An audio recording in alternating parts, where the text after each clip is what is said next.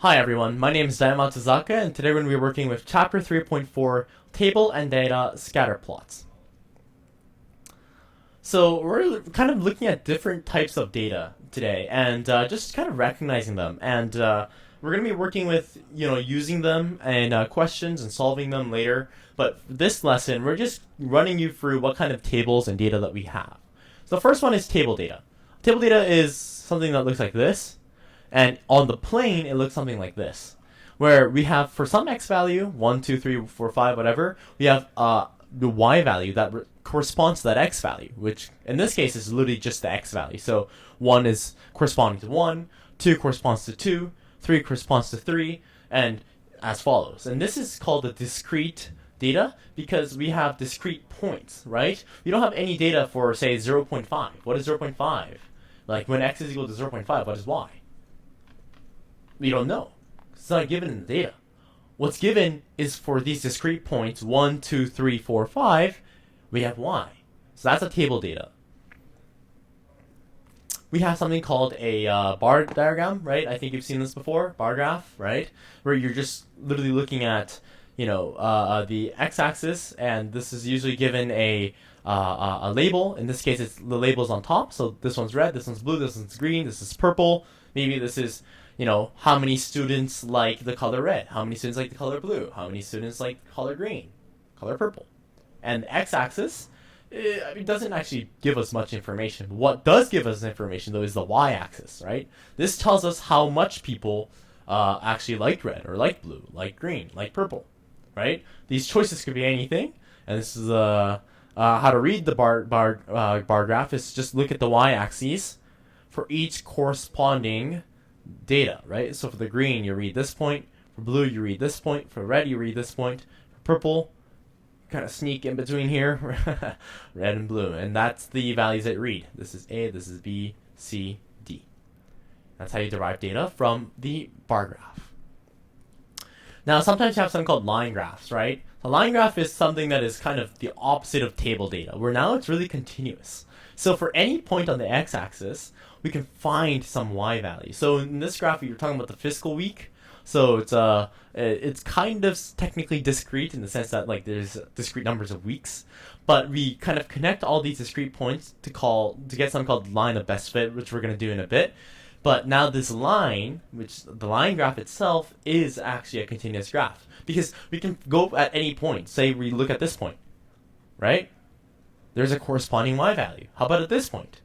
Corresponding y value. This point, corresponding y value. So there's always some y value that actually tells us information when we choose a point on the x-axis. So this is great for plotting things like maybe a continuous growth or maybe change in speed of a car or something, right? Because at every moment in time, and time is continuous, right? We have some kind of speed value or kind of distance metric, right? So this y-axis gives us the information that we want for any given point on the x-axis, which can carry information as well. Now we have something called the scatter plot. The scatter plot is it's the red dots that you see on top of the line graph. The line graph is specifically the orange. So let me make that very clear. This is the orange line. And the scatter plot is the red dots. And what's the key difference? Well, the scatter plot is kind of discrete, right? And we just plot kind of the correlation between this x value and y. So in this graph, we're looking at arm span to height. So we have the data. Say a person with arm span of 50 centimeters and height of 50 centimeters. Very short, but well, then they would just be right here. This is one point on the scatter plot. Someone with 0 arm span and 0 height, I don't know if that even ever exists, but if that were to exist, that dot would be right there, right? So each dot is actually just a sample, right, of a person or some data, right? Data that contains x and y values together. And when we put them together, you can see them cluster like this.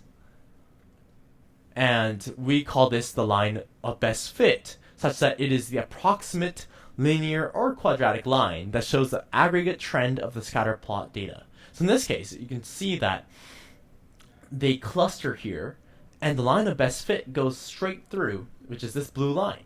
So you can kind of assume, given this data that's kind of centered around here, that if you find someone with an arm span of around, maybe this is what, 10, 20, 30, you'd end up with a height of 10, 20, 30, 40, 50, is that 40? Yeah, 40. I mean, this data might not be true, but hey, this is what the line of best fit tells us, right? So that's kind of deriving more information and data from a limited amount of data, right? If you look at the line of best fit, it's a very big difference. It's a continuous, it's a line graph, right?